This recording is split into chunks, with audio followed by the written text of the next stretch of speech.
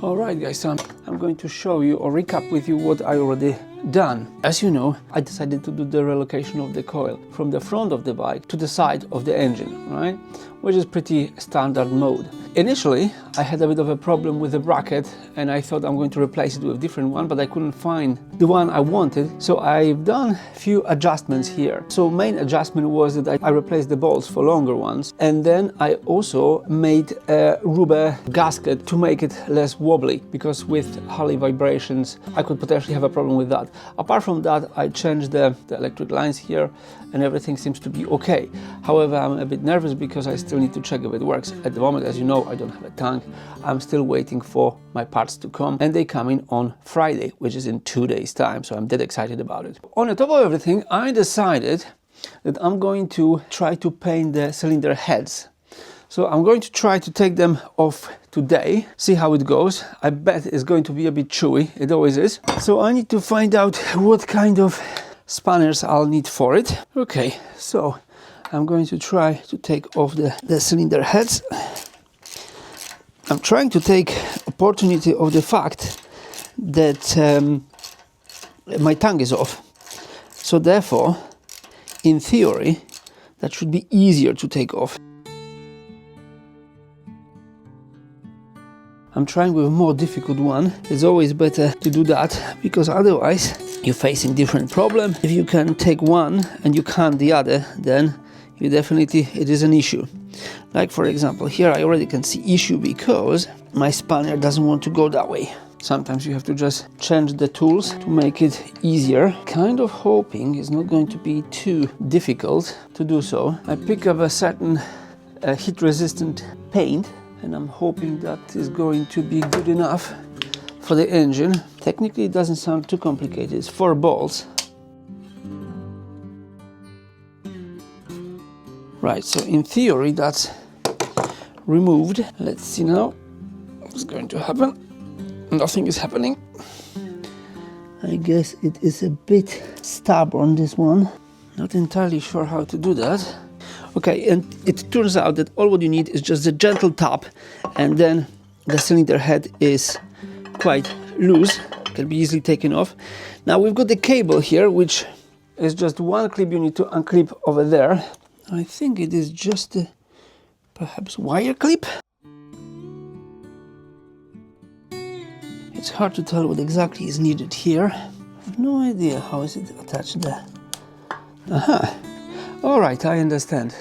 So it was some sort of slider. I slide this off and then it's okay. It's one more attachment of the cable there. This is a bit of faffy job if you ask me. Yeah, I got it. It's a bit of oil over there. I don't know guys if it's normal or not, just let me know in a comment if there's a bit of oil here and there. This is something to be expected or not. Okay, so the first one is done. I'm going to do the second one. Right, second one, here we go. So again, 4 screws.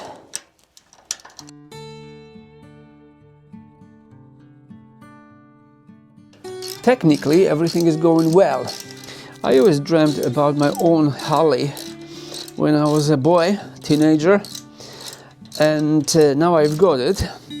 I wanted this bike to be fully customized. Yeah, that's what I'm trying to do on my own. The easiest but expensive way, of course, is to drop the bike to the custom center and they can do it for you. As I said, major disadvantage is the price. But second disadvantage is, well, if you work on your Harley and this is the machine which generally keep breaking, it's better if you know how is it built, because in that case you can fix it hopefully yourself.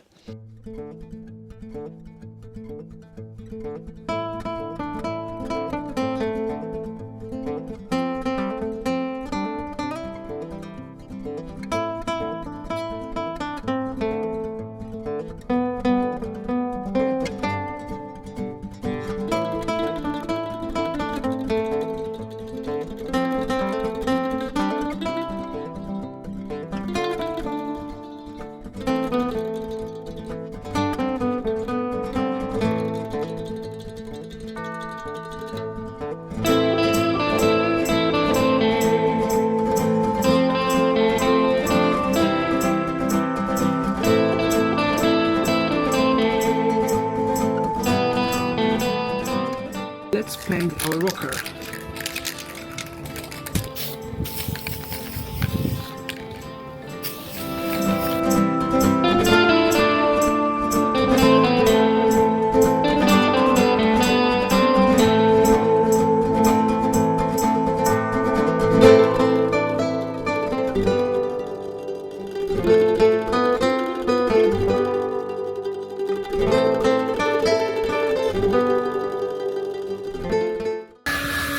That's weird stuff. I hope you can see it, how the paint is wrinkling. This is kind of what I was hoping for. So far so good. This is the final result of painting rocker covers. I don't think they are too bad.